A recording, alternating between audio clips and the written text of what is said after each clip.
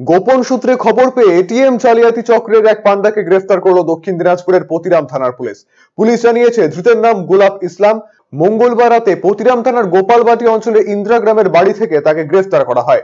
বুধবার ধৃতকে বালুরঘাট জেলা আদালতে তোলে বালুরঘাটের সাইবার ক্রাইম থানা। পুলিশ সূত্রে জানা গিয়েছে ধৃতের কাছ থেকে বিভিন্ন ব্যাংকের 17টি এটিএম কার্ড, 11টি সিম কার্ড, একটি মিনি এটিএম সোয়াইপ মেশিন এবং নগদ 7 লক্ষ টাকা উদ্ধার করা হয়েছে। চক্রের বাকিদের খোঁজে পুলিশ তদন্ত শুরু করেছে।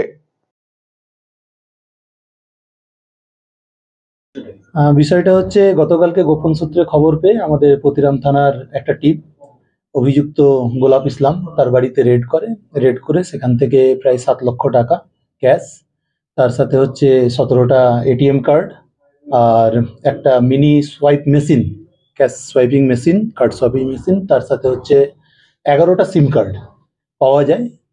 সেখানে তাকে জিজ্ঞাসাবাদ করা হলে তিনি কোনোটারই সদুত্তর দিতে পারেননি এগুলো কোথায় থেকে এসছে বা কাদের আছে।